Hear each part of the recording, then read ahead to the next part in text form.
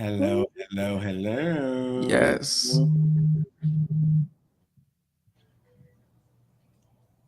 We know what we're here Yeah. for.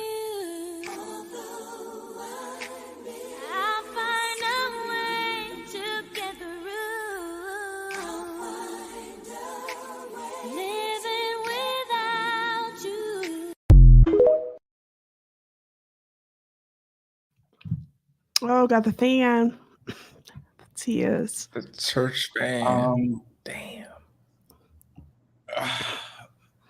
the world is in mourning. Welcome to episode 2 review with the Fromily. I'm TaMon Kane here with my bro Ty. How you doing? Listen, I'm feeling great, feeling real somber, this for this episode. This was an emotional roller coaster and like a dementor, it took a lot out of me, this episode. Yeah. You got your Patronus though. You got it. How's everybody else feeling? I don't know if it You're took Okay. it holding took it out. on. Yeah, that episode Oh, took us out. we'll get to it. We just have to take a moment to recognize our long lost sister. We have this to pass along to her as she enters into the next stage of her life. And so, Tion, you will be missed, and hopefully, they will continue to show you your respects in the next place. All right, welcome back. We're gonna drink tonight. The drinking word of the night, as usual, is tonight's gonna be Jim. We're gonna talk about Jim, our friend, to the end.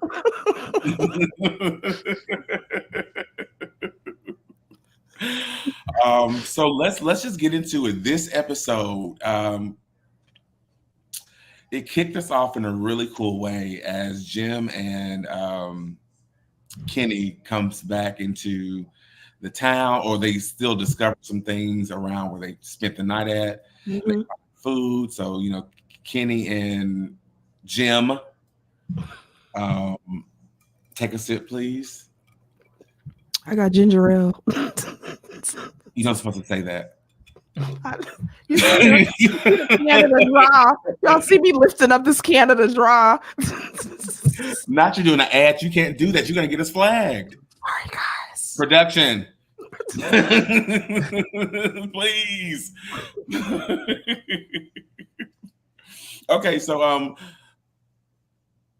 his name again woke up with the epiphany that they're going to go back, but on the way back they found food, and they Mhm, found a whole bunch of cabbage and a running lake, and mhm. it feels like they may have fish and all those things. How are we feeling with the brief glimpse of hope? Brief glimpse of hope.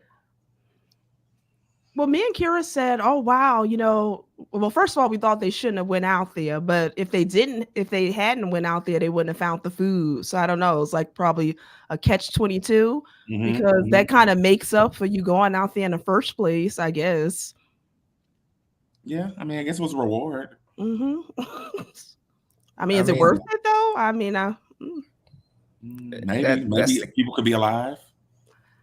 listen, I think it was nice for them to open it up because I thought they were going to open it up like, Wakanda Forever. I thought it was going to be, you know, I thought it was going to be tearing me out, Kitty, come on. Yeah.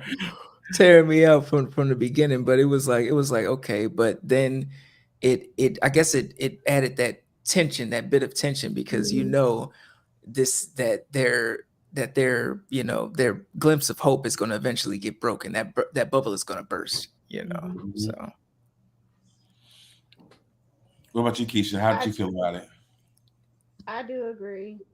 I felt like that scene, and then bringing like all the vegetables and all the everything to the town was something that like kind of like get our minds off that Tion got died, but it wasn't effective because everybody was like, "Oh, okay, food," but shit, she dead. Mhm. So Yeah. Yeah, I want to say it was that very awkward. it That was was awkward. awkward, and Yeah, it everybody was.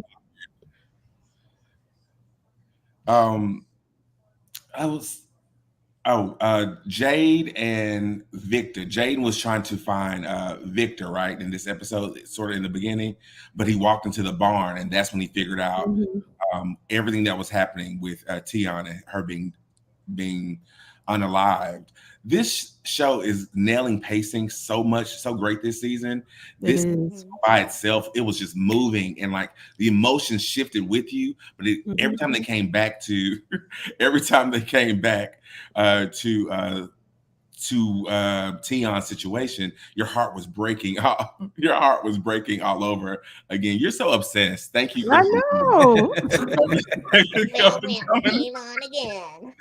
coming to hang out with us. He wasn't sad about Tion's death at all. Uh, um, so then we bounce back to Tabitha. So Tabitha is doing her lowest laning as we thought she would Yep. this evening, and she is getting to the root and the bottom of whatever's going on. Mhm. Last week we talked about how long was Henry going to be like, I don't trust you. We're not here for this. And like we predicted, they wrapped that up so quickly. And he was like, okay, I'm on board. Let's keep it moving. Mhm. I'm glad because I thought they were gonna prolong it a little bit and be like, oh, I don't believe in this stuff, and get out of here. You're playing with my mind. But they wrapped it up, and he was like, you know what? If this is happening and you bought this back, and you know about this, and this is connected to my wife, like Mhm. it makes sense. So I'm like, thank God this is not like thank God like Victor doesn't have a dumbass for a dad. Mhm. So Did You anyone know, find it? I Oh, go ahead. I'm sorry. Go ahead. oh no, I said I enjoyed that right away. He initially he was apprehensive, calling the police. That's what Kira prediction was, that he was going to be calling the police Mhm. to get her out of there. But as soon as she made the connections with his wife, he just kind of nipped that in the bud. So I like that it didn't waste any time there. Yeah. And it was interesting too, those drawings though. We probably gonna talk about those, but when Oh yeah, the drawings is on the big board. Yes. Did anybody find it odd he didn't ask about his wife or the daughter? Yeah, because you know what? That made me think again. Me and Kira were like, wait, I thought Eloise got out, but I remember in the flashback, she just ran out. So we never saw what happened to her. So it had us questioning kind of what happened to her because he didn't bring her up. Yeah. Wouldn't you ask where your wife, not only just where your son is, but where your wife Hmm. and your daughter's been? Hmm. Yeah, that was interesting. Let's yeah. see. Well, hey, Catalyst, thanks for stopping by. Y'all think she is really back in the timeline / world she left? She could still be around in the real world. I don't think she's in the from world. I think she could be in the real world. Yeah, I think she probably ended up. We talking about Eloise, right? Yeah. Wait, the mother died, right? The mother died. But the Yeah, daughter. yeah. But I think the daughter, she probably went down a tree and ended up somewhere, You 'Cause don't think they pushed her out the window too? but wouldn't she have found the dad? I don't know. Would she know how? Oh, yeah. Oh, yeah, because she was small. And it was 50 years, Mhm. 40 years ago. Yeah, yeah. Mm. And to y'all point last week, Victor and his dad look about the same age, and Yeah, that's they 40 do. years. Yeah. I I mean, it got is a rough over question there. about Hi, that. Steph. Thanks for coming and hanging out. I Like mean, this is some Flash shit Yeah. at this yeah. point. I got I a mean, could you question about imagine? Would you that. guys think you could About the survive 40 dad. years there? That's a good question. And we're going to throw it to everyone in the comments too. Do you think you can survive 40 years in Fromland? I Shit, say I'm no. trying to survive 40 years in this lane. In this land. Okay, that For real. and that shit is I tough. I was sitting there thinking about the dad and Victor's age. Okay. So okay. When he was talking to Tabitha and he said, yeah, me and my wife was ex hippie. So that happened in the 60s. So they used to do LSD, free love, all that junk. Um, So when they got married, they gave up that life. And, before he got to the part of saying, well, we did like an LSD trip just for old time's sake when Victor and his sister was born. So I'm sitting there guesstimating on where Victor and his sister was born. So they at least got to be born around in 67 to like 70. Somewhere around that timeline, they was born from 69 to 70. So, so we know that like the sister and Victor, they were like small when they got the farmland. So so like I'm trying to do the whole timeline thing because it's not linear with that. Um I believe like it ages Victor, so like like you said 40 years. And then his dad should, I guess like his dad should be 60. So it's 40 in farmland and 20 in the real world. So it like ages you Hmm. in farmland because Victor looks about like 48 to 51. Well, his dad looks about like in his 60s or, close to 70. So there's like That's that whole interesting. big span space Hmm. right there that from actually ages you. With Victor, we see him, he's like 40 some years old and his dad is like around in 60s. Critical Ooh. Overlord says, y'all don't be mad at the cliffhanger coming. What? Like in next Uh-oh. week episode? Yeah, for real. Yeah, was it where? I mean, Next how much week? more can we take? Like, what else? Like, can you just leave us a Yeah, like? I'm like, what? I feel like we got hit with the What else? biggest hit. I You know. know, Well, y'all wanted it right away, Yeah. Cyril. You wanted it I out the We gate. did. We asked for it. He I'm asked not a for fan it. of filler episodes, but can we get like a reprieve, a I musical, or know. something like? I know. That was emotional. Like they did not let up. Give us a Like tease, Critical Overlord. next Speak week. Oh on it. no. what's going on, Sylvester? Leave Kenny Oh, alone. look at it. It's Uh-oh. Donna. I mean, no, that's not Donna. He's what Randall. Welcome back, Randall.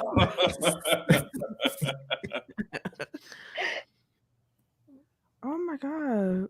Leave Kenny alone, like Sylvester said. 5 and Leave him 6 is your alone. break? Damn. Jeez. So,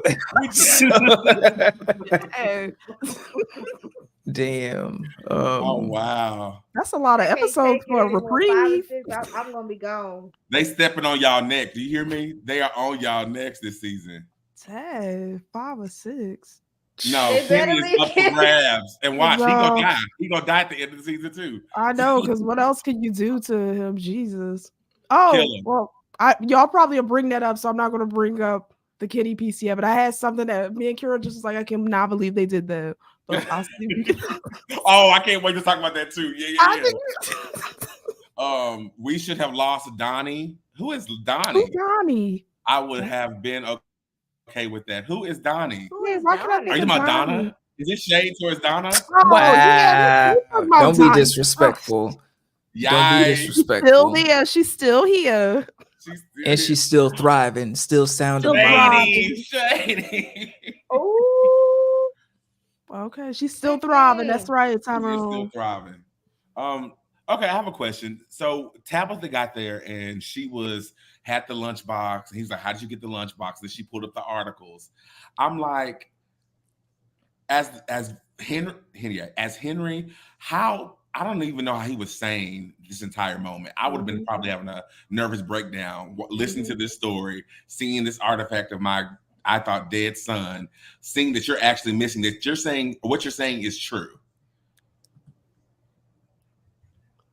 Well, you know what I thought? I thought I would have a little bit of that, say mom, but then I would have a little bit of, oh, maybe like he did, there's something to this.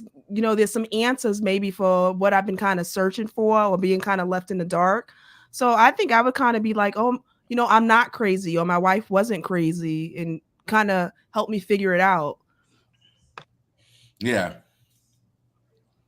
I don't know. I think it would definitely like shatter, certain perceptions, and but I think if it's different when your wife's involved with it, Mhm. because it takes it to a different level, because it's going to affect you emotionally in a different way than, other people. It's going to affect other people, especially when it's got like, like when people got kids and, wives and things like that involved with it, it's going to affect different, Well, you know what I always say? You know when you have like missing people? I've always said though, if somebody went missing, I think that's the worst because you never know what happened to that person. Like even if they had passed away, I would want to know. Is the not knowing that I think would drive me crazy?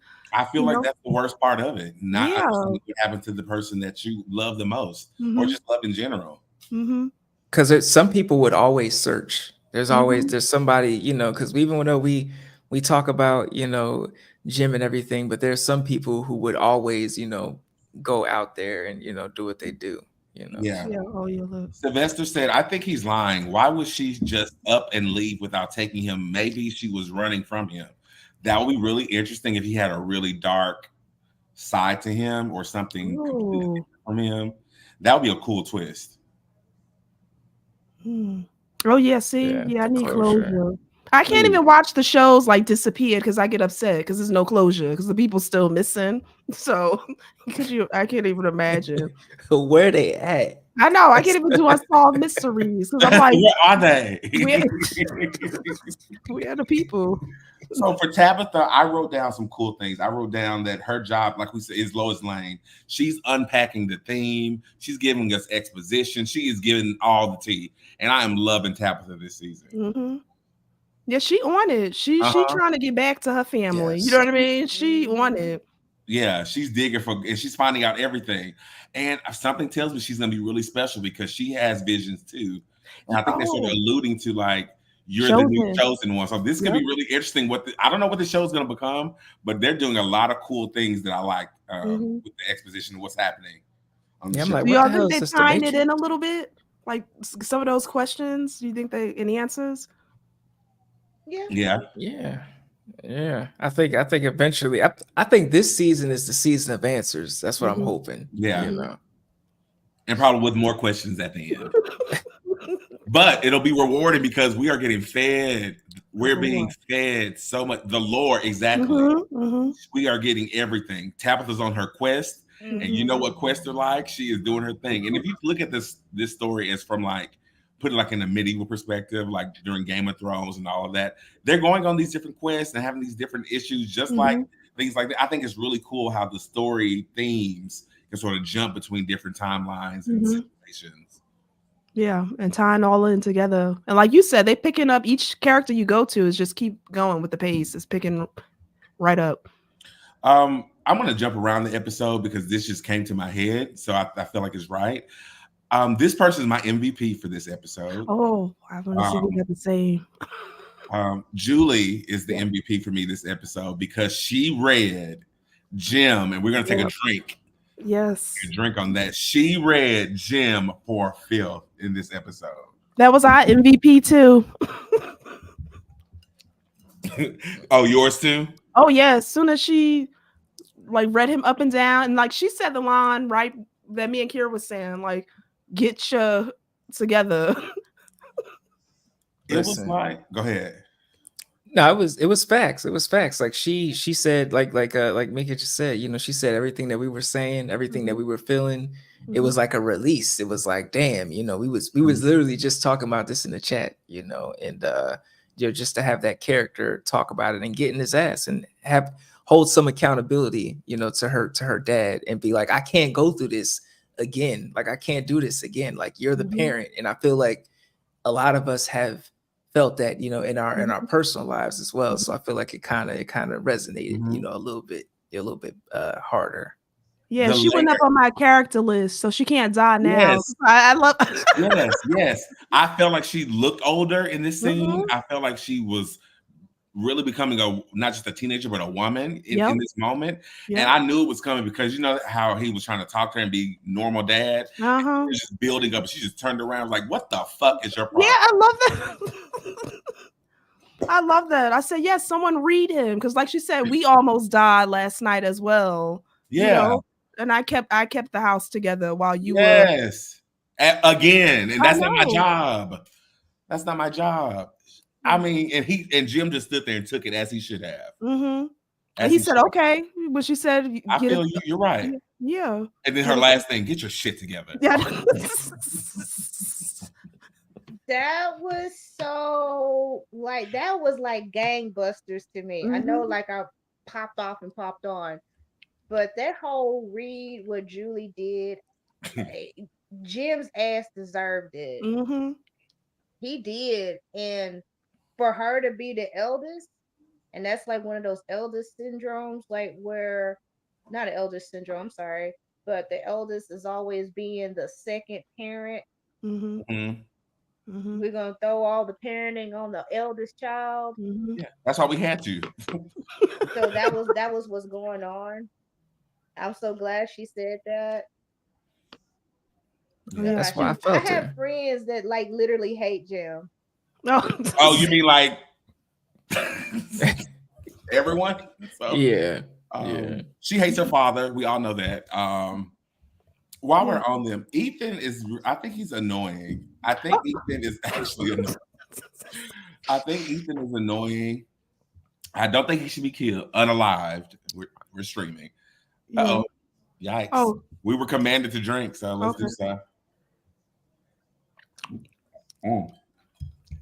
the disrespect. I don't know. He was just that scene with him, Victor, and Julie. When Victor had enough, and I don't want to talk to you. I don't want to talk to you. I'm packing up my shit and I'm getting out and I'm going to my old house. Mm-hmm. I don't know, because that was another scene that made me sad, because again with TN, she was really close to Ethan, and when both the parents, Jim and Tabitha, when they were kind of on the bottom list, even when Tabitha was there, no one was parenting Ethan. TN kind of stepped in, so I kind of felt him there, because he just keeps losing. He lost his mom, lost the goat. He Okay, lost his other and now he mom. lost TN, and it's like, who am I left with? You know what I mean? These other unstable people. You know Now what I I'm mean? stuck with your ass and dad. Yeah. So I kind of gave him grace for Ethan, because even though he was a lot, TN was his girl. She loved him. You know. Yeah, that's true. Yeah. So Everybody was moody this episode, rightfully so. They deserved it though. Yeah. Went through a lot of shit. I felt like they did a great job of making us feel like it too. Like I felt like shit with them. I was sad. I'm not gonna say the point where I started crying in this episode, but I know. I can say mine. Yeah. When did you start? When Kenny came back and started speaking in his native tongue, the house, I said, "Oh my god!" I said, "No." Yeah, that's when I was like, yeah, I was fighting it when he walked up and everybody was acting all sus. I was like, y'all, don't do this. Chill the fuck out. Just chill out and let Boyd talk to him. No, they all like, yeah. And he's like, I got cabbage. I got looky, cabbages. Yeah. And everybody was like, but who gonna cook them? Because yeah, but that was it. When he was faced that house and started calling for her, I was like, oh yeah. I tried to hold it together. That got me right there. Yeah, that got me. What was everybody else's moment? And tell us in the comments, what was your moment when you broke down in this episode? What was yours, Keeshia? What was your moment? Where was my moment? What took you out of here? What took me out is when the flashbacks that Boyd had. That got me right there. Oh yeah. Watching Tion getting that's the beginning, girl. Ripped apart. Yeah. That got me. That was graphic. That literally got me, and it just kept going and kept going, and then seeing Kenny, and Kenny was ready. He was like, he became Chuck Norris. Oh, he did. He was, when him and Boyd, and he was like, I'm finna go and gas these motherfuckers. I'm finna get them, because they got my mama. And he was putting the gasoline, whatever, the petrol in there, and he was ready. Mm-hmm. And he did. Yes, he did. He called his mom out in Cantonese. that was that was another sad part that I couldn't even take right I was there. by that point. It was And I over know with. how that shit Yeah. feels when you lose your mom. I mean, not by Mm-hmm. no monsters, but you miss your mom, and then you find out that you come back with vegetables and cabbages and stuff like you a hobbit because you went out and followed Jim's ass, and your mama dead. Yeah, yeah, exactly. Yeah. This episode was actually really triggering. Mm-hmm. Really, really Oh, triggering. yeah, and that part too. When it tied in because when Jay found him, he was repeating that saying, Oh and then God. when he found him, and then he told him what his mother was saying, and when Oh, we found out what that was, I was like, that was it. Yeah. That killed it. That yeah, that killed lost me again. I said, it. Yeah, oh, like, yeah. I was tearing up throughout the episode, but at that part when he had told Boyd what that meant, it was just like I broke down. I was outside. Watching this shit, which I'm like, I shouldn't be watching this shit outside because this is an emotional episode. But it just got me because I'm like, damn, like especially when you see a character like Kenny and almost broken when it comes to like his mom passing away, and then he's like, you know what, fuck this, I'm gonna get the gas cans, we're gonna burn all these motherfuckers. I'm just like, yo, this is heavy. This is too damn heavy. Mm-hmm. And And what was it though? He'll take care of him because he'll be alone now. yeah, Oh, Yeah. yeah. God. Imagine what Kenny felt. His mom's final, really prayer and prayer Mhm. was to take care of his son. That's all Yeah. she was focusing about. That alone would destroy me. Mm-hmm. Kenny actually was stronger than I would have been on the ground the whole time. I know. Yeah. A lot stronger than I thought he was going to be in this scene. And speaking of the moment, that the entity or whoever's behind this shit was the most petty when he was in this shop or the food place, the restaurant, and he was mourning, and they started playing. Was that celebrate? Celebrate. Celebrate. Yeah. Me and Kira looks like I know you lying. Most times I would laugh and stuff like that. That was you see how they play? Like that's Yeah. so vindictive and so heartless and like unpurposeful. And that's the song you picked. That's That what was made me crazy. think it's not the aliens, it's something more vindictive, because what the hell would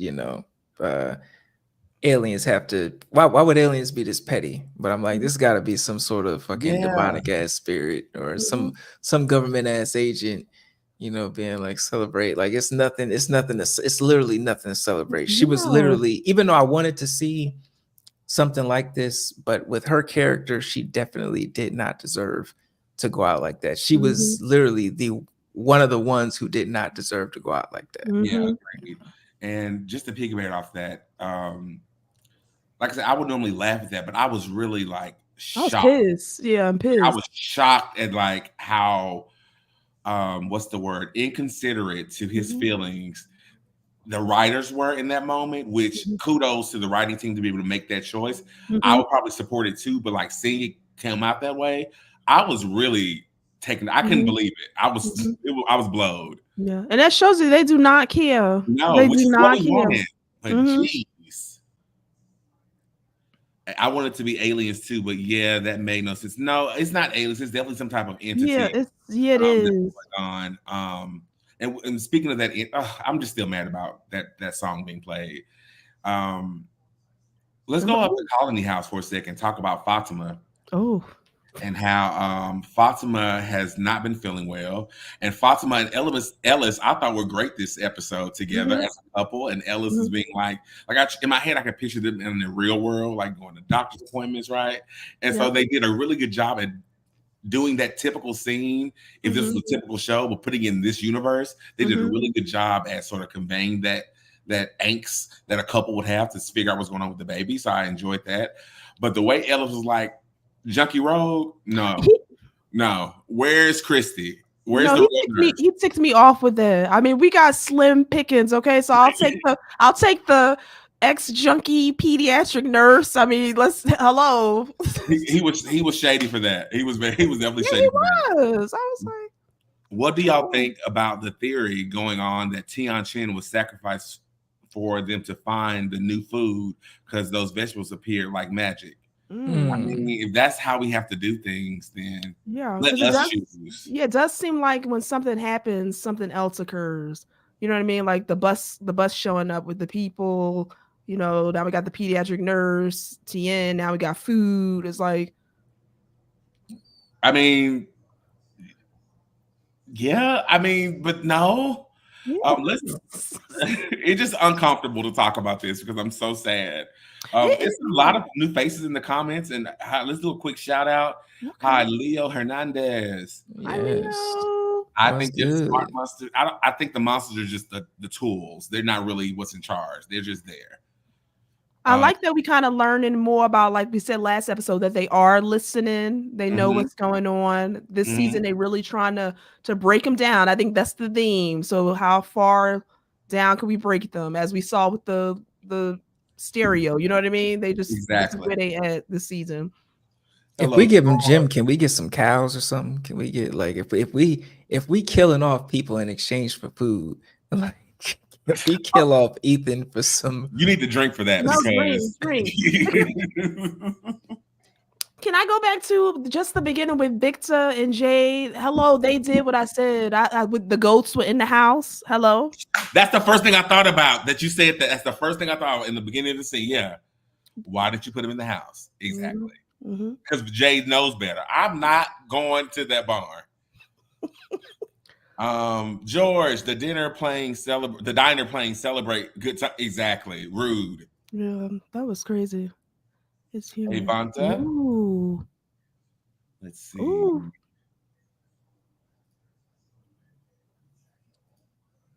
The monsters are intelligent, cunning, and they're not just regular. Agreed. They have this little call where they can communicate. They plot, they plan. Now, I think it's like, have you guys seen a show called The Strain? Oh, yeah. Is that the ones that had the thing through their mouth? Scientific. Yeah. I never finished that, though. It's so good. But they were hive mind. And so the master could jump into different bodies and make them do different things, communicate if you want to, like in Annabelle. Yeah. So like, not Annabelle, but Abigail. So that could be a thing too. The entity could literally be normal time. They're just regular little minions running around. But when I need to talk or communicate, I'll do that through them. Thank you. Yeah, I'm liking Ellis. I am liking Ellis so far this season. Because he was low. He was low on the list. Yes. See? He moving up. Especially this episode, I was like, okay, he's operating like he's supposed to be. He's showing some growth within his character. You know, so I'm like, all right, I'm not going to throw Ellis to the fire, you know. Once Ellis was ready to ride with Victor against Randall about that goat, I was like, yeah, Ellis, this is your season 2. Yeah, how you want it? What you gonna do? Exactly. What's up? How you gonna pull? You want me to pull up or what? Steph, you need to drink if you got something. Jim is probably only worth a squirrel. At this point, it's gonna take a lot for him to get up on my list. I think that's coming true. I think kind of.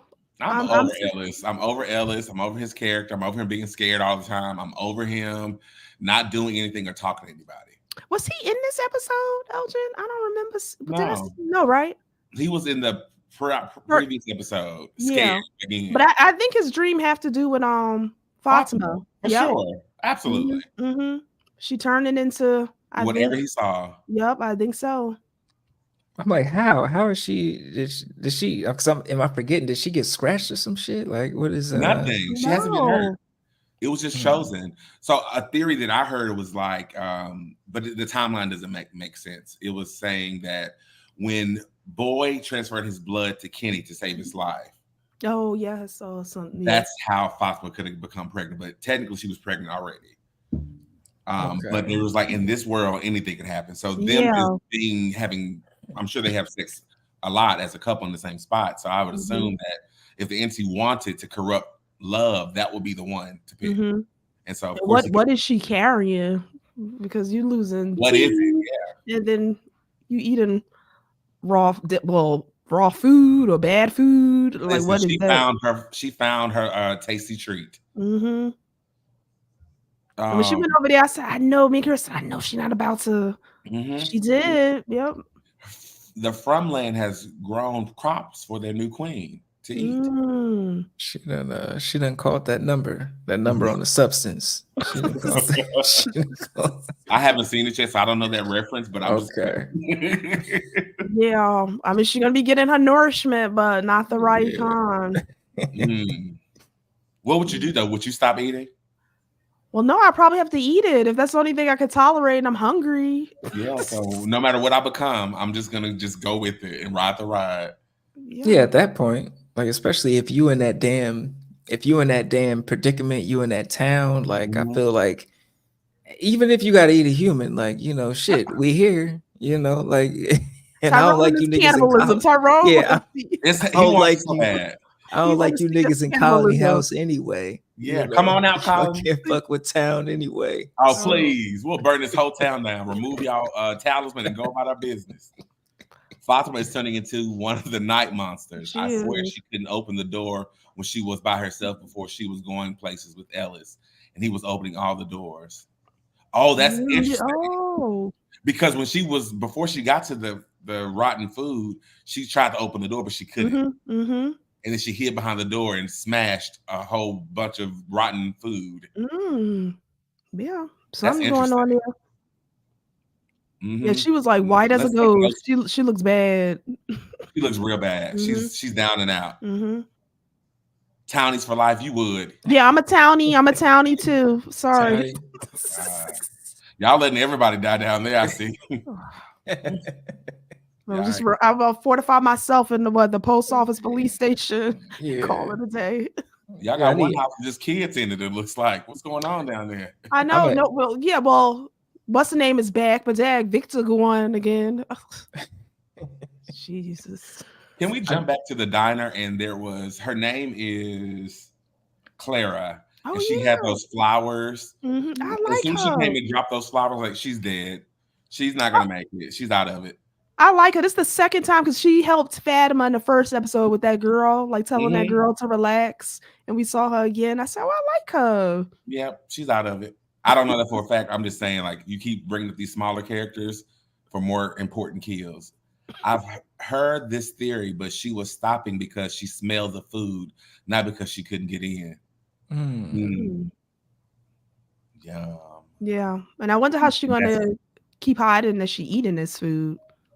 Don't worry about what she's doing with this dead food. She gonna let Ellis have it when he find out. I'm eating. Hello for two. Hello. Oh, what about the apology from that rude girl from the previous episode? The one who was beating on the door. Yeah, I guess I'll take it. I mean, she's trying. She's trying. Yeah. Like, let's give them some stress. They stress. Yeah. She's also gonna be dead this season, I'm sure. Y'all got a night monster and the omen in the big house. Haha, the town is fine compared to seriously. No comment. I'll take Sylvester the town. I'm feeling more secure there. Okay, so people feeling that the theory that she smelled the food. She's a monster. Hey, did you guys what about the I don't know if it was a confrontation, but what did you guys think about Donna confronting Boyd? Boyd did his thing. Like if he doesn't get an Emmy nomination this season, I'm gonna be very disappointed because it's one thing he said I felt was really true. He was like, "Get the fuck out of here." Oh, yes. I was like, "Yeah, boy." Yeah. I mean, I love that scene. It was two of my favorite characters. Just going back and forth, dialogue, emotions high. And I felt both of them. I think I did. That's the importance of a scene like that when you understand both characters' motivations and both characters' points of view, and they just step back and be like, "Damn, you know what? You're right.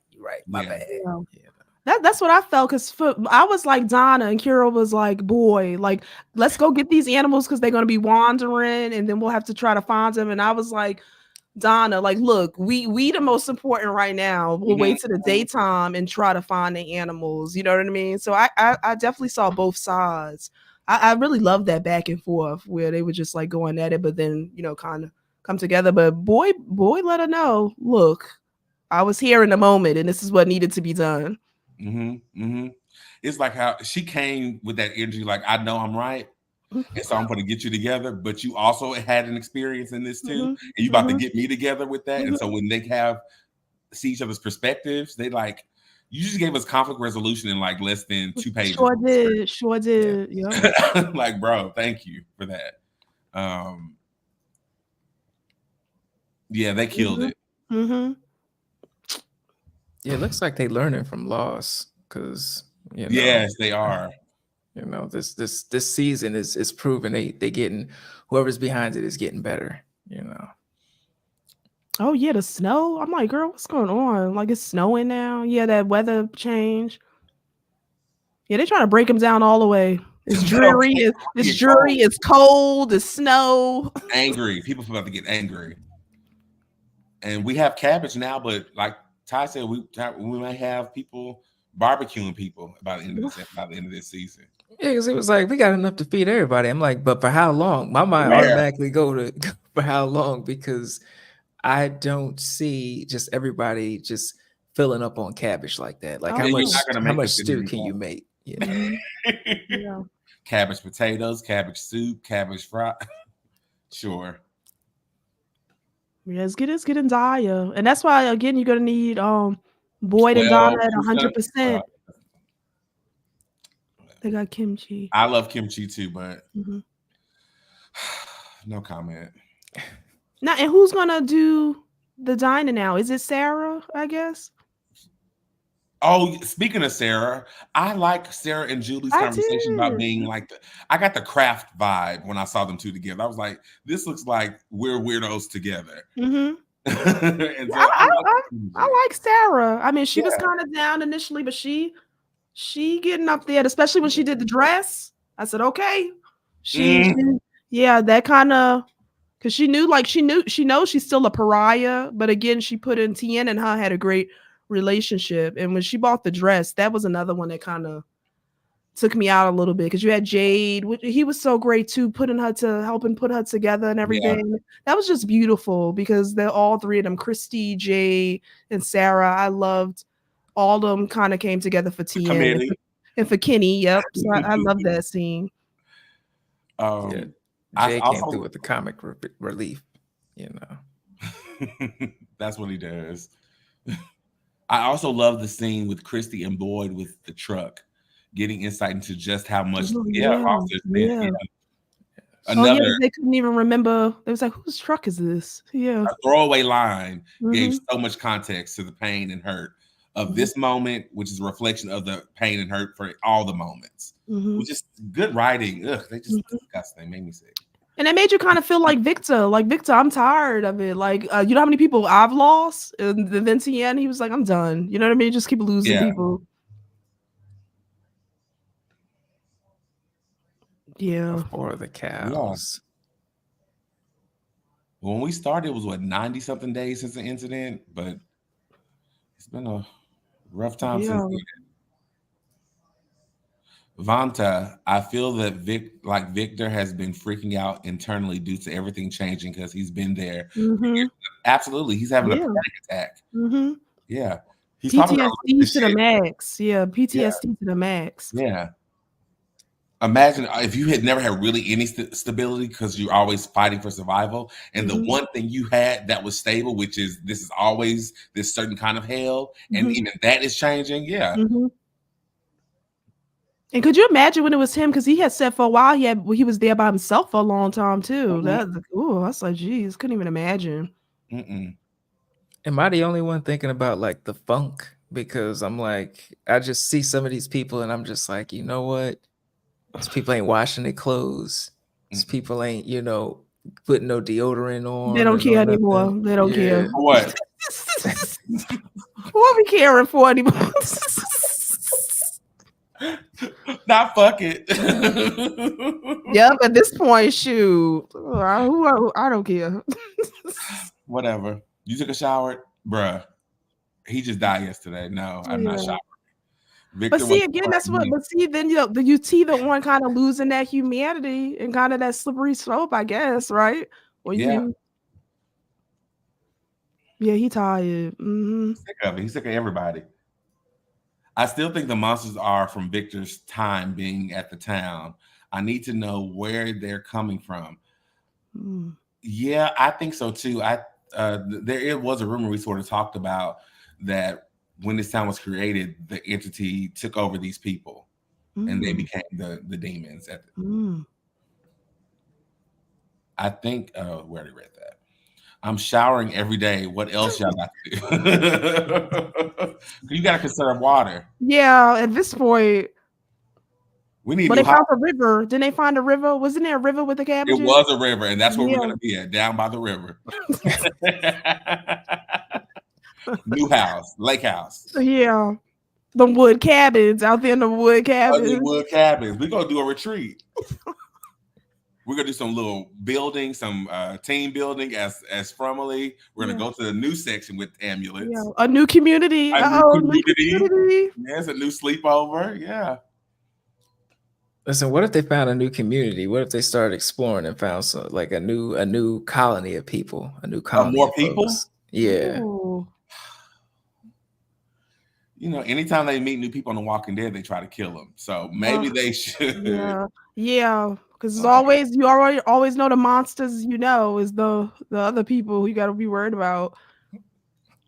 Sylvester said, shower, workout, cook. I might build something. Haha. I'll be in the greenhouse tending to the garden. Yeah. Oh, you have to do showers with a buddy. Yeah, that's saving water. Yeah. Find you somebody. That's the goal. Find somebody to share things with.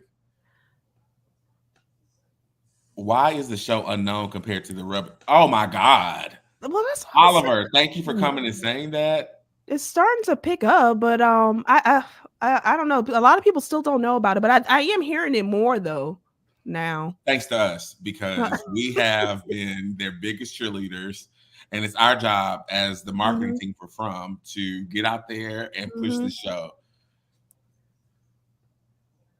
They're gonna find a new community with worse monsters. They're gonna come out at night and day. Not day. That.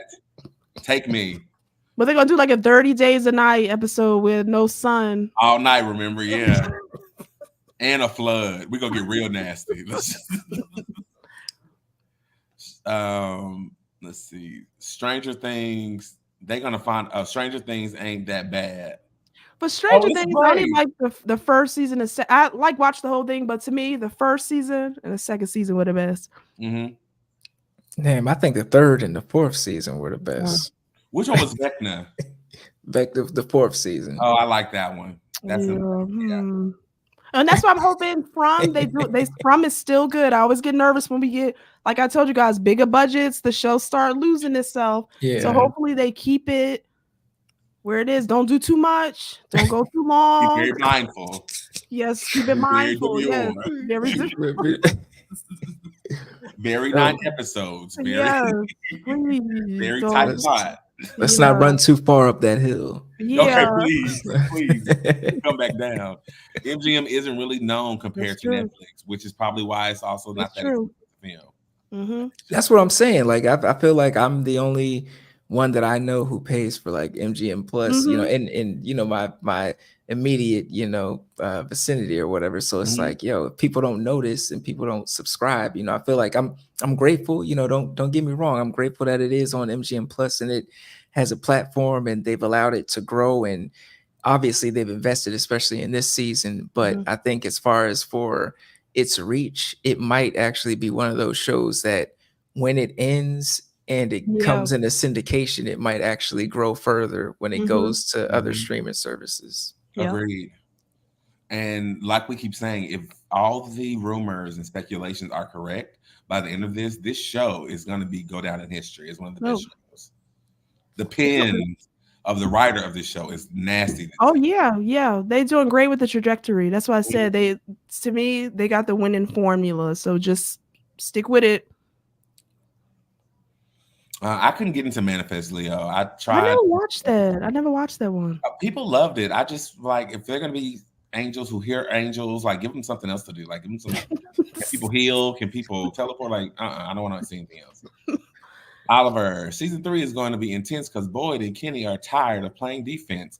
They're going to go on the offense mode in season 3. When they had their moment, I told Ty when I texted, I was like, I've heard the Bad Boys theme song. Mhm. And like they was giving Mike Lowry Yeah, in yep. that moment, like it's about to go down. Yo, And I was with them. Like if I was there, I would probably go with them. Like, Oh yeah, yeah, let's yeah, go. yeah. Because at some point it's like I'm done. Let's Yeah. go. You We know what I either mean? all go die or not. What's up? Yeah. Yeah. I mean, you need enough people with that attitude, though. I feel like you got Boyd and Kenny, but you need enough people with that attitude to just be like, "Yo, fuck it, let's go down in the caves and just Get clear this shit Randall. out." Get Randall maybe. Randall is down for anything. Yes, Mm-hmm. that's how we. Come on, guys, unite like we used to do. Mm-hmm. Let's get our pitchforks, go to the castle, and demand that the king do what we say, or he's out of it. Yeah. He's out of it. Let's go. I mean, at this point.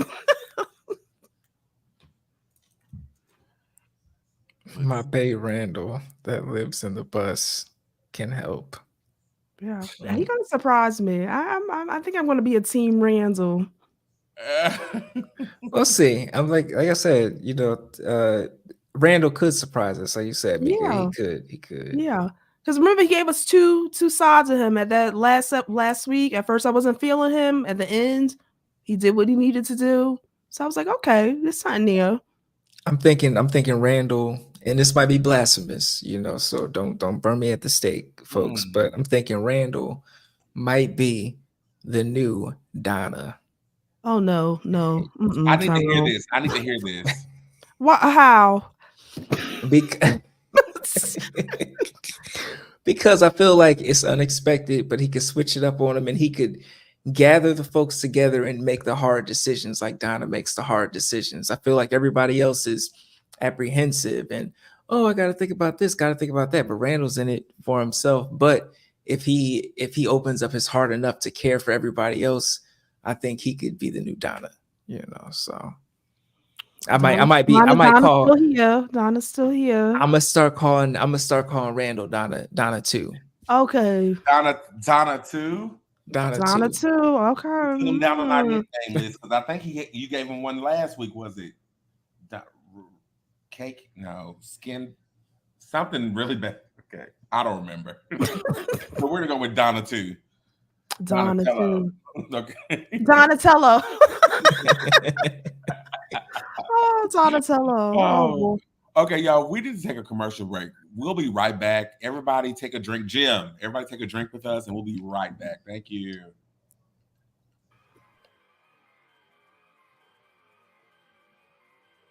And she's trying to Jennifer's trying to warn the teen about Agatha, not trusting Agatha, and mentioning how she sacrificed her son to get the Darkhold. Mm-hmm. Messy. And so she mentions that if her son were to walk in front of her, she wouldn't know who he is. Messy. Be anybody, demon, an agent of Mephisto. Anybody. It could be you, sir. It could be you, sir. Honestly. And he would and we know what y'all doing, Marvel. We see what y'all doing. Right, exactly that. Okay.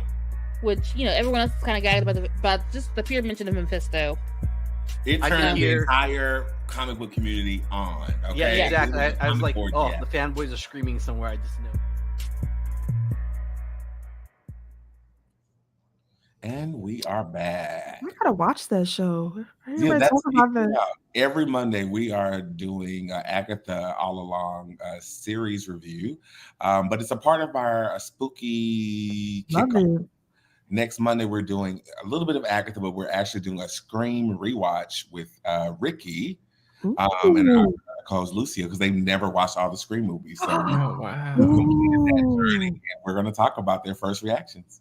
I know, me and Kira watched some of you guys, and you got us about to start Agatha because we haven't watched it. I said, ooh, it's fun. You know what? Speaking of what people are saying, I think it's time that we sort of dig into what people on Twitter and social media is talking about this show. So what are they screaming about?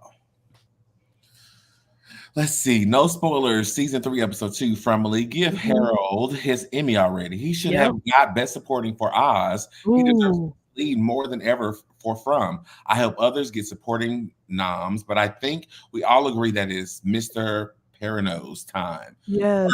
Yep. Yes, Chef. Yep. And Oz, great show. Yep. Yes. Yeah. Yes.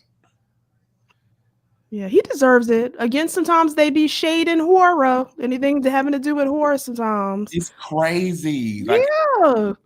Might I have don't to slide understand, in the drama section. if you're good at horror is a combination of all the other genres. Exactly. Are you kidding me? Tony Collette Oh yes, hello. and Hereditary, just shading. Yeah, they shaded. yeah, come on now. She should have had an Oscar. I haven't seen the timeline more like this since Glenn died. Oh. We loved you, her, and we're gonna miss Mama Chen so much. Arguably the heart of the town and the monsters knew exactly how to hurt everyone through you. Beautiful performance. Agreed. I know. She just was like pure sunshine, just so sweet. You know what I mean? They're monsters. Only I gave up on The Walking Dead after Glenn died. I ain't even gonna lie. Me too. Oh, I didn't make it that far. Yeah. The black lady decided to unalive herself and blew up in that building. I was out of it. I was like, yes, my gosh. Exactly. I'm out of it. Kira left at the prison. She was still at the prison. So, I at least made it to Glenn. Yeah. Oh God. I would peep in like when I Hate Chris had a few his little few seasons on there. I saw him a few times. I saw how he got treated. No, I'm out of it. Hashtag from the Silver Site Network. Hey, buddy. Hashtag from is one of those special shows that demonstrates what good television is capable of. The cast is strong, not a single weak link in the bunch. The writing is phenomenal. The dialogue feels natural. The world's building feels realistic. A masterclass in television production. That's all that needs to be said. Agreed. That's it. That's a mic drop. Yep. And that's what Stephen King called it, a masterclass. Yep. Y'all have to watch this show. Please watch it. Stop torturing Kenny. There's literally other people in that town besides him. For real. Oh, God. Hold on to your asses, firmly, because you will be in tears 30 seconds into episode 2. Harold needs an award immediately. Told me to stay up until midnight to have my heart broken. Period. I sent Chrissy from In Love with Horror picture me crying, y'all. It was bad. I was a wreck. Yeah, me and Kara was bad watching that, and then like all through the episode. Boyd and Donna dust-ups are always good cinema. That get the fuck out of here from Boyd came from the soul. It did. They both was so. That scene was so good. Can I say this, y'all? I don't think they both gonna make it out of this show. I don't think so either. They can't both make it, right? They can't. I don't want it to be true, but like I said, they hold that balance. So if there's one or the other, or if you lose one, I think that goes that. Yeah. And I feel like they would do it. I just feel that moment in the Friday the 13th remake when Danielle Panabaker was almost out of that tunnel.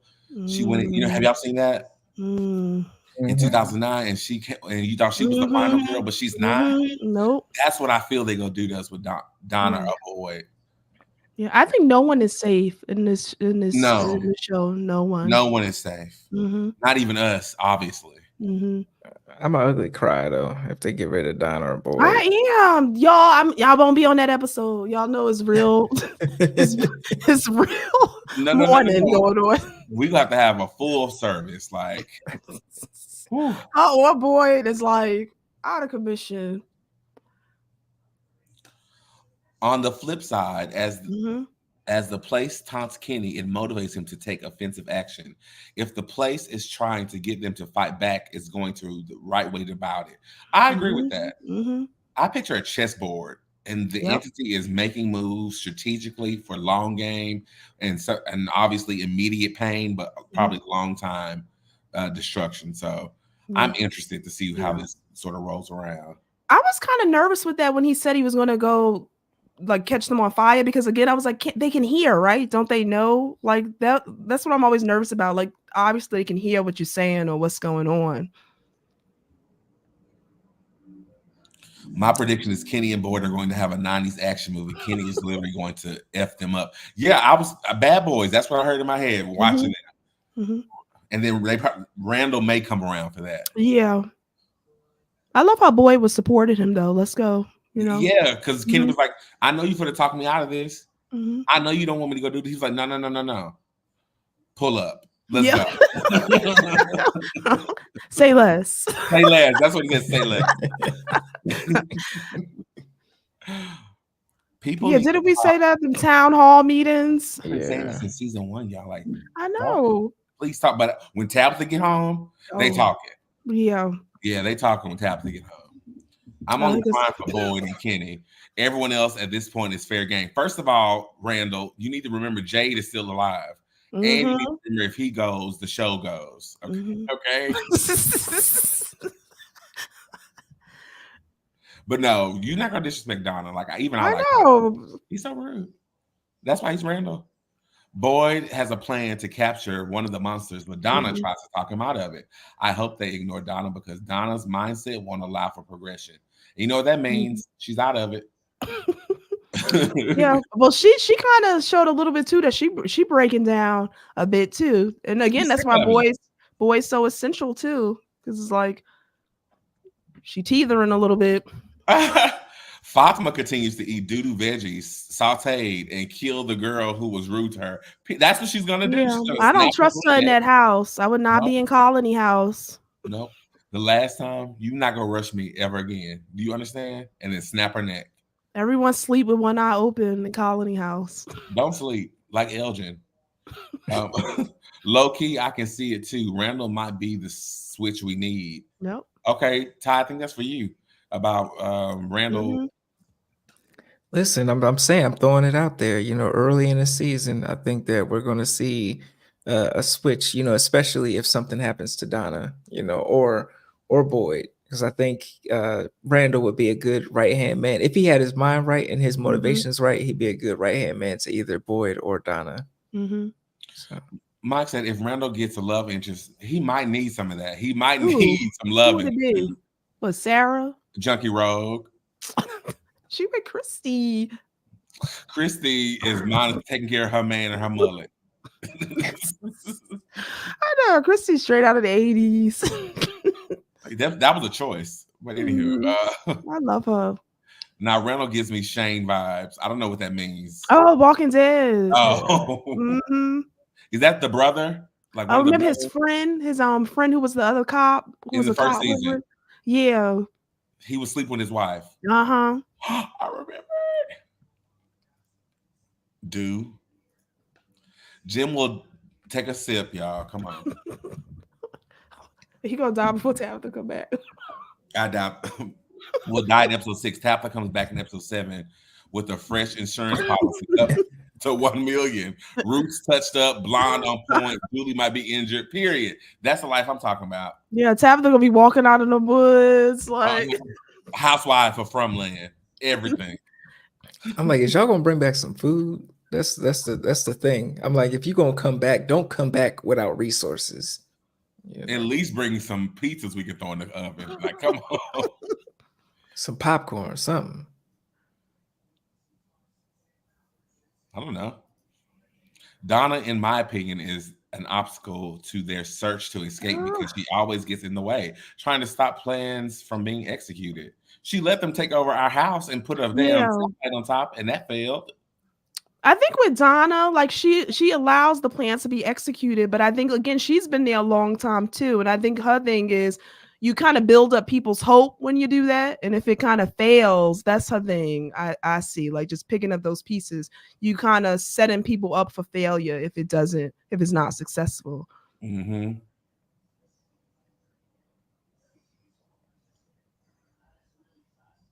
Facts. You stand up a grown folks' business. Mind the business that pays. As long as Boyd is doing what he needs to do.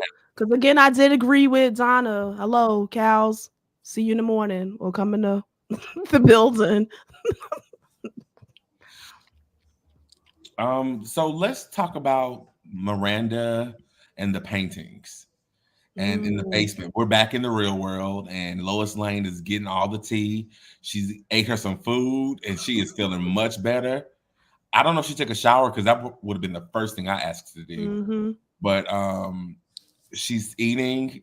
She feels great, and he's taking her on a tour of the house, and we get to all these photos. And there were a few that were, I should have grabbed some images, but there were a few that really freaked me out. Like the one with the man in the yellow suit.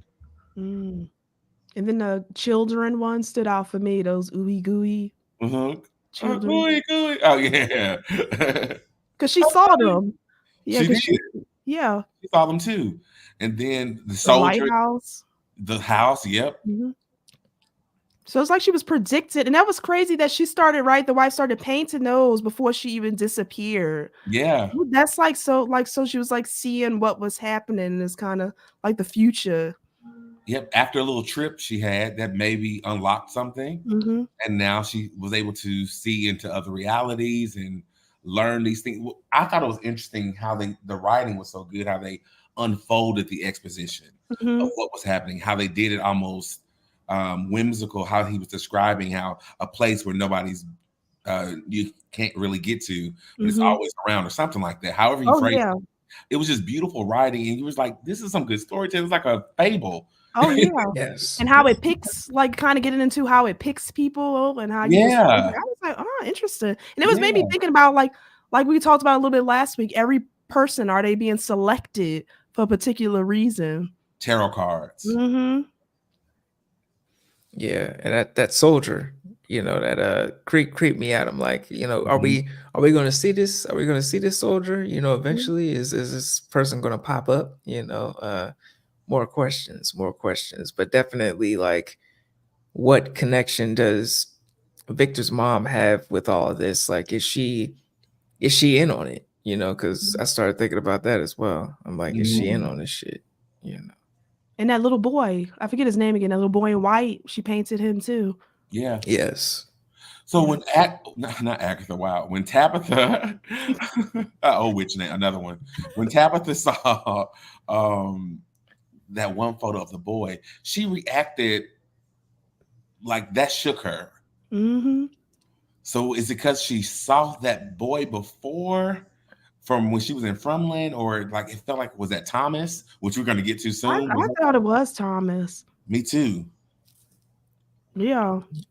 I don't know. I think, the way they kind of did that episode with that, I think it might be something to do with that. I mean, it's a possibility. Like, it's definitely, like, I'm not sold on it 100%, but it is a possibility. It could be Thomas. Yeah, because I remember Ethan saw him, and didn't Victor though say he saw him too? That when he was younger, I think. Yeah, right. So I don't know, because he had to have help to survive there. Like, come on, he had to have help to survive there as a kid by himself. Yeah.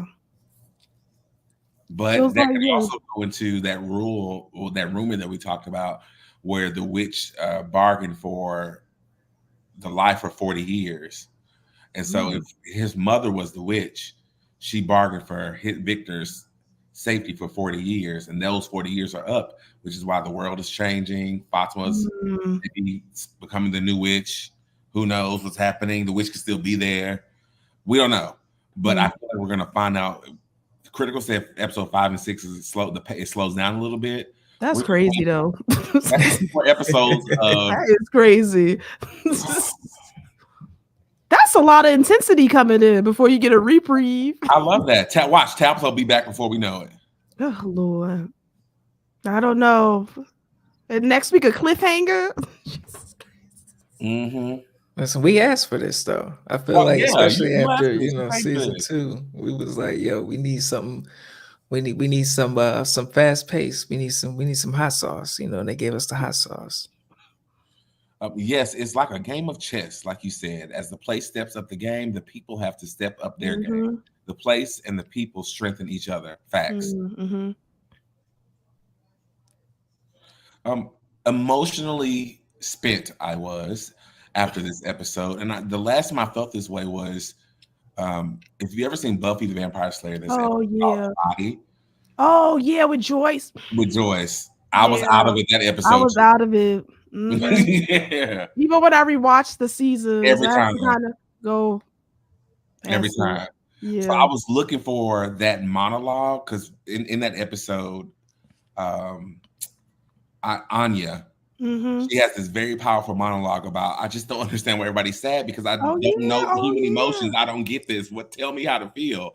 Yeah. And I was looking for that moment in this episode for that one powerful monologue, but it wasn't one. It was many conversations that were heartbreaking in this episode. And we talked about this moment already, but when Kenny found out that she wasn't alone, why did I feel like that hurt him even more? Yeah. To know that boy was actually there.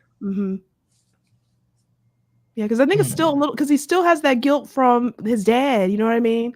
Even when he talked about how they fixed up Tien before he saw her, because he said he still has that last image of how he saw his dad. So I think there's still some guilt. He wasn't there when his dad passed away. Now he wasn't there when Tien passed away. And Boyd was there. So I think he's okay and feels okay that someone was with her, but I think it's also that guilt that he wasn't there, you know? And I don't think Boyd gonna go into no nitty gritty detail about that. I think he's gonna be dealing with that trauma just himself. Yeah. Because when they showed that, I was like, oh my God, that's what he was seeing? That's crazy. You remember last week, I was like, I wanted to see a little bit more, but they're so freaking tasteful in how they let us sit with just the screens last week and this week. To add insult to more injury, they destroyed her. They were literally ripping flesh off her bone. And that's what made them more chilling for me. Like being able to see that and to think back at other people who have gotten, done up, like children, especially the first episode. And just to see that, like the scene was very like, when I first saw it, when you see the little girl with her insides just clawed open, it's like, holy shit. But to see this scene with Tien being like, damn, that's what they did. Like, that's fucked up. And even when she was in the church and they was getting her together, every time they kept showing her face, I mean, oh my gosh, just like, ooh, they do, they put it up there, right in your face. Yeah. So I just can't stress to everybody who's watching to share this show, share our show, like, subscribe, all of that stuff. But like, really talk about the great talent behind this show. It's just amazing. And if you saw episode 2, the performances from everybody involved, and Tabitha has to come back and grieve too, like, because she was, she took care of her child. So all those things. Oliver, the problem is it's difficult for these people to make effective plans because the spirit of Fromville is constantly watching. It knows all their plans and it can stop them. That's what I said about like when he was saying about going to burn them up. Me and Kira was like, wait, they can hear you. We need to kind of develop some way to communicate without them hearing us. The Silver Side, thanks for coming and hanging out with us. We actually showed one of your tweets early tonight. The facts that they don't kill with mercy makes it worse. Yeah. No mercy. But it's still intent. It's one thing like a ravenous beast who's just eating everything around. You are specifically, intentionally killing certain people for certain results. Crazy. Yeah. And to make you suffer. Woo. Like, yeah. Wow. So what are y'all overall thoughts of this episode? And it's only episode 2. So what are your thoughts from the 2 episodes that we got? How are we feeling? Depressed. I mean, it's the pacing is great. I'm excited for what's to come, especially with hearing that, they don't slow down until about episode 6, 7, so I'm glad in that aspect. I think the writing is definitely better. I think that we're moving in the right direction as far as character development, certain characters that we have hopes for, like Randall and, even Ellis, what he might do this season and things like that. But it does scare me because usually in shows like this, they save like a death like Tien's for like the finale, and it's like to start it off like that, it's like, what do you have in store for the finale? If this is how we're starting it off, if this is the pace that we're going, what exactly do you have in store for the finale? Like, what are we moving towards? Because I know, of course, they want to do more seasons, but what are we moving towards this season? Because it has me scared, because anybody at this point, anybody can get it. Yeah, I feel like that new place they discovered could be a foreshadow of having to relocate. We've been getting this hint of the flood for the longest, and what a great way to do a finales with a flood. I don't know if they have the budget for that, but if they do, come on, push through. I want to jump back some. The game is rigged. It's like playing a game of chess, except your opponent has all the pieces, but you start with a couple. The odds are stacked. It's just like chess. Your opponent knows the rules, but you don't. So you're just moving, and you make him move, or may not. But if you move in a certain way, you can move. It's just like that. They are just accidentally finding out ways to survive. Yep. And in chess, every move you make, you have to be strategic. You just can't move. You have to be strategic. Yes. Even them losing one of their monsters was intentional. Like the rook. Not the rook, but the pawn. Like pawn, pawn. We lost one, but it was for a bigger thing. Yeah, and bigger pieces. So who's the king? Who's the queen? Give us that little remedy you got to kill us about it. Thanks. Which we haven't talked about since then, but a lot of stuff has happened. I feel like they grossly underestimate their intelligence. I think they just thought they were just brutal with no ability to feel or strategize. They got their lick back, that's for sure. Well, hell, they didn't show us what they could do until now. Oh, yeah. They didn't show their full hand. Sneaky little. I was like, ooh, letting out the animals. So look at that, letting out the animals. They can kill the animals. We could do. I said, okay. Yo, I was so shocked. Yeah. The first episode when they was all in the hut, I was like, wait a minute. Hold up. What the fuck is going on here? What show am I watching? Why are you just walking around opening? Those are the monsters? Yikes. Yeah. I said, oh, look at that. Hey, Will, welcome. And yes, we did talk about Fatima and not getting in the colony house. There was two theories we talked about. Either she's not able to because she's turning and the talismans are up, but she couldn't open the door to get in, or she stopped because she smelled the rotting food. Even though Julie read Jim for Filth, take a sip. Oh, yeah. Even though she read him for filth, when he was trying to talk to her again, she was like, no, I'm good. I'm just go for a walk. And he was like, I'm going with her. He was like, okay, bruh, you don't care. Go with them. You don't care where your kids go. He was like, it's about to be nighttime. Y'all going for, we'll be back in time. Yeah. What? Just we done with him. What? After Julie was like, probably like, follow me if you dare. You know what I mean? Yeah. Come on, Ethan. And I think Ethan like Ethan is team Julie now. I've been abandoned by both parents at this point. Exactly. It's like a series of unfortunate events. Yeah. Oh yeah. Yeah. Oh my god. I tell you, they dropping all he got is Julie. Victor gone, Tien gone. All he got is Julie. What about his father? No, he's not there really. He have to earn it. He got to earn it back. Yeah, and y'all thought y'all slick were trying to make him interesting by this phone call at the end. No, no, doesn't matter. I don't care who's calling. Yeah, I was like, it's too much shit going on. Click. People are dead, and you're supposed to be. Click. We have to talk about it. Do we think it's? I don't know. Is it really Thomas? I don't know. You can't really trust anything, Neo. Heck no. So it's too early to tell, I feel like. For me anyway. Yeah. But he's so crazy. He'll probably leave anything. He holding on to Yeah. Randall will say, I'm your son. He's gonna I'll be shocked if he probably won't even tell anyone about the phone call. Nope, not to the finale. Yep. Not gonna lie, I would have stayed my ass inside. Okay, period. And that's it. We're not going anywhere. Yeah, to the daylight. Boyd knows that the monsters don't want to kill him. Boyd should use that to his advantage. He's the only one who can walk right up to them without getting killed.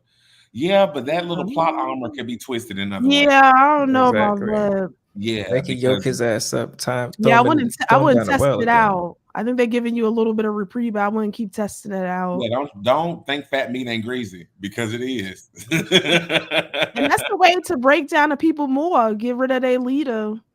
But not, what could be worse is showing how immune their leader is, and that could cause dysfunction and breakdown, because you're not in no risk. How you gonna tell us what to do? You're not even on the chopping block. We are. It takes one person, like the lady from The Mist, to stir up trouble, and it's over. Yep. Hey, y'all ain't got no cans of peas to throw at her head. No, because she's starting, you know. Expiation. The book calls for blood. She was so crazy. I know she was. Another down payment. That's what she said. Another down payment. Well, I only take one. Look at that. Stir everybody up. Nah, at this point, I will put my foot down, because one, who you talking to, Julie? No. Julie earned that, because I felt that, because especially when she did the backstory of how they were when Thomas passed away. Yeah. I'm the child. Sometimes parents don't understand that there's a specific role you have to parent. Those are the children. That's not her role to do that. So no, he earned all of that. Silver, are you telling us you're a gym fan? Take a sip, and that's fine. Everyone's welcome. You just have to stay in the town, but I think we got to normalize that, though. We got to normalize moments where children are able to set the parents straight, you know, to express themselves a little bit more, because, you know, it's at the end of the day, they people going through the same damn experiences you're going through, and your actions, your dumbass actions affect, you know, what the hell they got going on. Yeah, he needed that, because he put them at risk, and she had to be responsible for Ethan. That's a lot of pressure, because, you know, he just be going after goats and stuff, and now, you know, that's a lot. He's not even present. He still think we fucking watching Teletubbies. Ethan don't know what's going on. If he tried to chastise her for cussing at him in that moment, I would have been very disappointed. Yeah. Like, for real, that's what you worried about. Every time Jim answers the phone, he do something. That's what I said. I said, watch him, because he ain't gonna tell anybody about that phone call. Just gonna be taking the phone calls, telling him to do. Yeah. Y'all thought Sarah was bad? Okay. Yeah. Okay, y'all trying to trap us. Take a sip. Jim didn't say nothing when Julie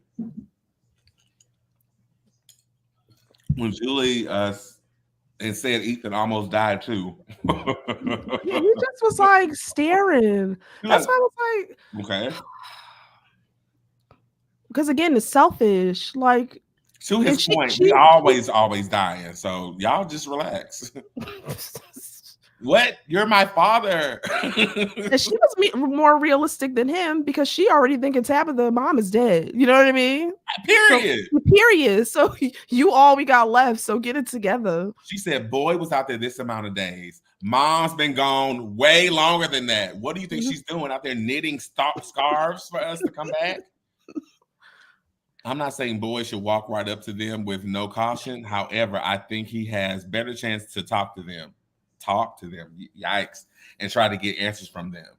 I don't know if they're not gonna give him answers. I don't think they playing with him. Not a parent-teacher conference with the monsters. I don't see it. In the real world, yes. In Fromville, get your ass in the house. Well, I think Fatima did smell food, but she also changing. Fatima will be chess move that the hashtag Team Humans won't see coming. Tianjin was a check. Yep. It was a check. That's why I said be cautious in that house, because something brewing. Yep. And to kill the king is checkmate. Ooh. So, and that's the last move. You take out the queen sometimes before then. Sometimes you don't have to. Oh my God. Try to kill the queen first, because she's the deadliest piece on the board. She did with Montana. Or is it Tabitha? Don't sleep on Tabitha, because Lois Lane. Every time Jim. Oh yeah, we said that. Okay. They need to revoke his phone privileges. Matter of fact, take the phone out the house, please. Yeah. And remember, this is not the first time, because didn't someone, when he's at Colony House, didn't someone call Jim too and say your wife is digging on the radio? Right? On the radio. He always get a. It's Thomas. Thomas knows his dad was good in technology, so he's gonna reach out to him through technology. I don't know if this is Thomas though. Something like Thomas, because the chosen one has to free the children. Tabitha. Yeah, and they said that every chosen person has failed, right, to free the children. Yeah, but she won't. She won't fail, y'all. We believe in Lois Lane. Maybe all along the monsters just wanted to chill out. Maybe if Boyd asked them if they want to watch Netflix and chill, they might be friendly. Oliver, would you Netflix and chill with one of the monsters? I wouldn't. No, once that face changed to unnormal, I can't do it. Nah. I'm not into it. No, not after what they, the face, I could deal with the face, but it's the fact that what they do to your body. Yeah. Just and they just go in. Yeah, and just kill me. They play with you. Like they want to make you suffer. Don't be doing all that. Just a nice swipe to the neck. Yeah. Take me out. Don't be doing all that extra stuff. Keep it very demure. Yeah, very. Yeah, you do it too much. A quick 1-2 and move. It's like they be taking chunks out. Boy, though, if that was me, though, the fact that he stayed with me and kept his eyes open and was talking to me, that was serious though. That he was able to do that. I said, wow. He was traumatized for sure because he was doing that chant over and over and over, which is probably all he could do to mute out the screams and the tears of flesh that we all heard. I think it's also interesting that Ethan asked his dad if they'll still live at Tion Chin's house now that she's passed. Who else? I mean, where else would they go? Y'all got a playroom now. That's not funny, but yeah, I said, where else would they go? Yeah, ain't like I'm scared of ghosts. I'm scared of the shit outside floating around. I actually want her to come and haunt. Yeah. Can the monsters even kill Boyd since the worms incident? Well, they're out of his body. Yeah. I think that was just for that period. I don't think that. We need to circle back to that. While y'all filling up gasoline cans, go find one of that blood and drink some bullets in it and take that with you. The monsters seem only to target. They don't torture animals, just the rest. I don't know why that was funny. They do not bother the animals. They will let them. They took that cow out. Oh, exactly. In front of Jay. They ripped his throat right out. They can. They're just playing with you because they show that they can bother those animals if they want to. And that's another thing too. They can show you they can wipe out the animals anytime they want to. You know what I mean? We'll go on this thing and rip out everybody's throat. I think that's why they got new writers, because I'm like, this shit seemed way left field from what y'all was doing in season 1 and season 2. So I feel like somebody pitched an idea and was like, yo, they're gonna be a little bit more ruthless. This is what they really can do. They've been playing possum the whole time, so I think they switched it up. And I think they switched it up too because people we got now, they really trying to figure out how to get out of there. So they're not being passive. They're trying to find a way out. So I think that's why they amping it up too. Yes, Leo. And where was that cow the next day? On Donna's table in That's right. Where's the cow? The cow over getting the meat. I loved what she said that where's the cow? We need to preserve that meat. Boy was like, what? This is real sad, but come on. We got to get that cow in the house. I can have some supper. I know. I loved Boyd. He was like, what? When they kill animals, it's only to cause problems for the people. They don't seem to target animals the way because they provide the animals, so it doesn't really matter about what they do. They give them to them. Yeah, they give him setting up even that cabbage. They probably put the cabbage there. You know what I mean?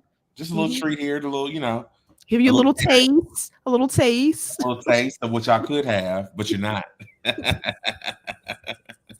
Okay, so what do we want to see moving forward? Episode 2 still super early. We know we get a break episode 5 and 6.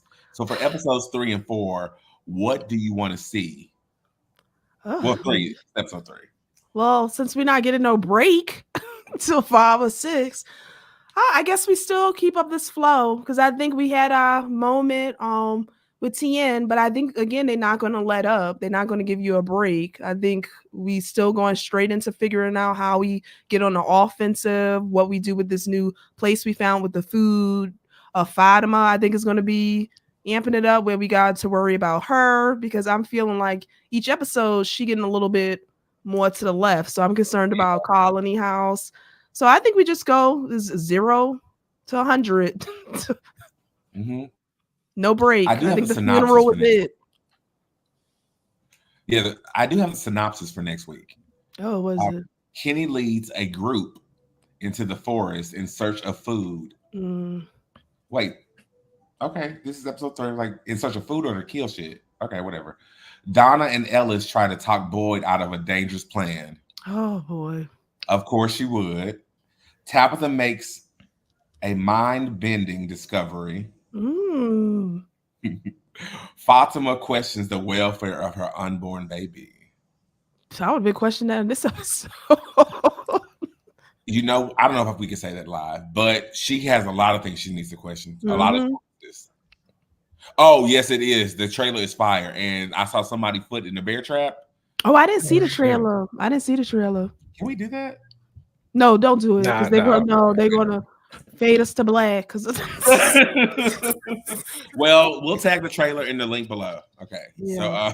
So check out that season, but it does look good. And I do think whatever Tabitha discovers is gonna blow our minds. Yeah, she's doing it. Tabitha's doing it. I guess I would love to see like a solo episode where we follow one character and it's just it's straight up horror. It's like, you know, from a very like specific, isolated, specific, you know, and it's very like maybe someone just decides to go, maybe Kenny decides to just go rogue and he goes down in the fucking caverns. No, Tyrone. You know, let's give Kenny a break. Let's give somebody. That was gonna be my question to you, Ty. Who would you pick? Which character in this cast would give you that horror element that you want to see as a final boy or final girl in this moment that's going through whatever this supernatural situation is? I think you'd like my pick though, Jade. I think Jade would be very entertaining because he could bring us some comedic relief, but he could also bring us the horror, and then them fucking with his brain, because now we starting to see like these monsters can be cerebral with it. So I feel like if we had one episode where it's just Jade off by himself and having to survive, you know, and we just focus on the horror of surviving the night, because we've seen it before where someone's trapped under a house or some shit and it's like, oh, you hear him, but never in a very intimate setting. Like I need an episode where it's very intimate. I like that. That was my choice as well, bro. That was a good one. I agree. And it goes back to what we've been saying. In order to be a great horror, actor, the other genres you have to be able to master. Yep. And so like Jay does that. I was gonna say Sarah or Julie, but I may be a little bored with Sarah, Julie, but Julie, I can see. I like Jade or Julie. I can see. I like both of those. Yeah. I think Julie screams final girl. Maybe not. Yeah, and she up there now. She topping my. She up there. She moved up some notches on my list. She can't go anywhere yet. Or what if we do Fatima, but she's in like this coma, but in her coma she's going through these different like demonic trials or attacks, and it's real for her because if she doesn't come, like I would think about Nightmare on Elm Street vibe to it. What she's experiencing is really happening to her. And what does it when she wakes up? What does she come back as? You know what I mean? Because she doesn't complete her task. But that's the cliffhanger. We don't know if she makes it to the portal in time, or if she drinks it, whatever she has to do to get out. My theory was that Fromville is a spiritual prison. Come on, spiritual prison created by God to contain the devil. As the devil tries to break free, he creates holes in the supernatural prison, allowing people to fall in. If that's not the story, that's a really dope concept. That's a good concept. I like that. Yeah, Oliver, DM me. We can talk about putting something together for that. That's really cool. I love that. Yeah, that's dope. Sarah is on her redemption arc. Yeah, she told Julie she could talk to her if she needed. She may die. and she's gonna start making her way back into the fold from being ostracized. Mm-hmm. Yeah, and then she's gonna die. Yeah, but she communicates. That's the thing too. Like how she showed up so quickly. You Yeah. are gonna need Sarah because Sarah is still able to hear them and can kind of know what's going on. I think that's what her key is going to be. Yeah, and I believe Julie may be getting that gift as well. Mm-hmm. Yep. Yep. Maybe all the people who went under Junkie Rowe, Randall. Junkie Rogue said, "I'm a pediatrician nurse, so it's either me or nothing, sweet." For real, and I felt her there. Yeah. Take it or what? What? And if I was Ellis, like, okay, you did say pediatrician nurse. Okay, cool. Yeah. That's fine. Listen, she could have been a school nurse. She could have For been a veterinarian. Okay, a church nurse. Whatever. Hello. You got some medical background.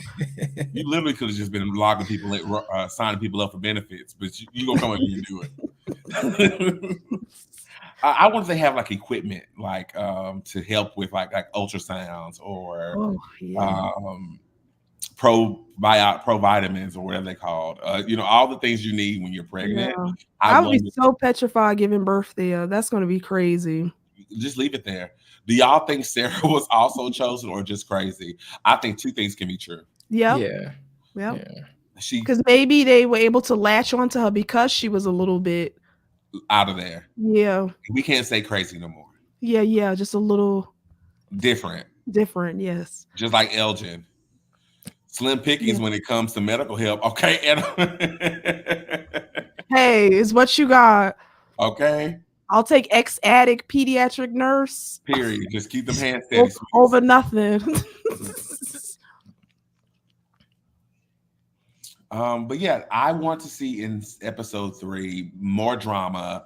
I want Tabitha to keep Lois Lanning getting us all the things that we need to empower her to come back home and save the people. Yep. That's what I want. And I want her home by episode 4. Yes. Wonder what the new ambulance will bring from the trailer. Watch the trailer. Tabitha. Oh shit! Damn, okay, I I'm gonna didn't watch see the trailer. Yeah, I gotta watch it after this. Sorry, y'all. Having a baby is easily the worst thing to do here during a period. I think it's a trend. Like, what is it? The Quiet Place. Yeah, Quiet Place. Oh my God, that was crazy. Quick question, y'all, and everybody in the comments: could you survive Quiet Place or From Land? I might have to do From Land because I was like, even with my kittens, I can't be quiet. I was thinking about the new Quiet Place. They take me out, the cats. Yeah. Yeah, I'd rather deal with From Land because I don't think I could be quiet like that. No, you can't even move. You can't be around nobody. Like somebody fart in they sleep, it's a wrap. Oh yeah, everybody did. It's real bad for everybody. Yeah, I did that test. Y'all saw that thing where people was doing that trend where they had their cats to see if they could survive. I took 2 steps. I was dead.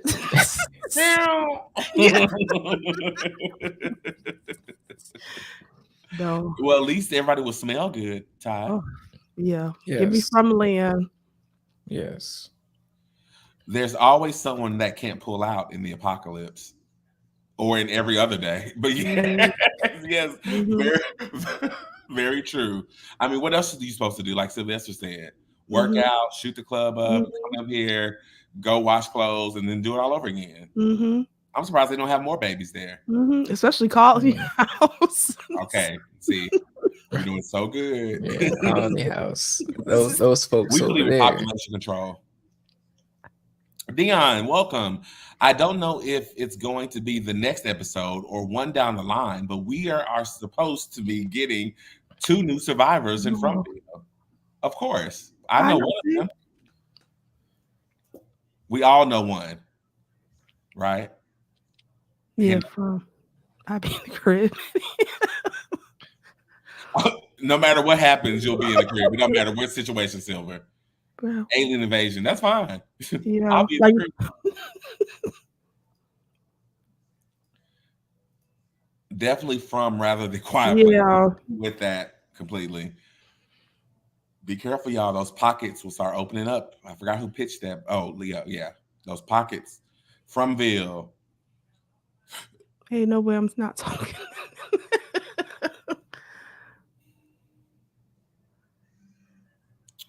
hey, Paul. DM somebody. We'll make Paul. sure you have a way to watch it. Oh, yes. Yeah. Me and Kira said we might do a teleparty, maybe, because you guys know the teleparty.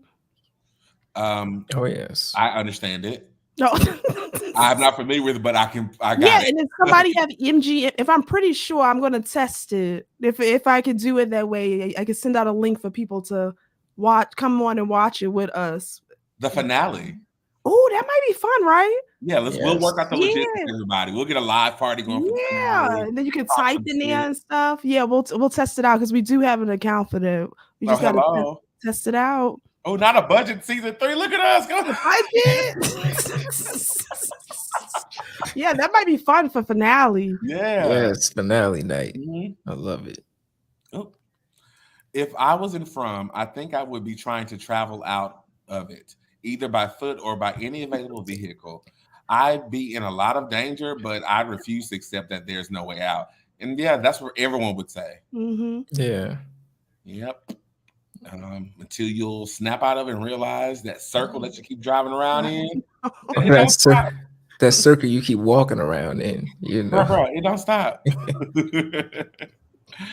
All right. This has been so exciting and heartbreaking and fun to talk about this episode. I feel like we've been through so much, and it's only episode 2, y'all. I know. I'm ready for next week's episode, Mousetrap. Oh, Mousetrap is what that's the name of the episode, and in the trailer, you're going to understand why. Oh, I'm watching it to be done. Yeah, get ready. Speaking of Quiet Place, actually. Yeah, let's get ready for next week. Everybody that's watching, make sure that you like, share, subscribe, turn on those notifications, those bells. We'll be back here every Wednesday talking about From season 3. We're always going to have a drinking game. Our cups are probably empty. Mine is definitely done. So make sure that you come with your refills next week because we're going to have more to talk about. And yeah, I'm TaMon Kane. You can find me right here talking about From. You can find me on Geeking Out on Mondays and on Screen Kings season 3 coming soon. And I'm the Evol Tyrone. You know, you catch me on Evol Live, YouTube, TikTok, all the social medias. You know, chopping it up with the lovely co-host Lady Evol. You know, doing our thing. And I'm Meka, one half of a double feature podcast. And you can just follow us at a double feature podcast on YouTube and Instagram. And I've just been enjoying hanging out with you guys every Wednesday, talking about From. Yes, this is a highlight of the week. It is. I'm like, come on. Let's get to it. And then the hardest part is not talking about it in our chat. I know our chat. I'm like, wait. We got Wednesday. All I can do is about tear emoji. I think we will see Martin again in his true form. I have a strong feeling that there are important clues to be found in Victor's mother's paintings, of course. Yeah. Oh, good night to you too. We had some really cool people and new people show up tonight. Chat. Great chat. Yes. That means more people are watching. We're doing our job. Yeah. Harold, he retweeted us. He liked our stuff. So, like, he is watching. You've been saying it all along. They're watching.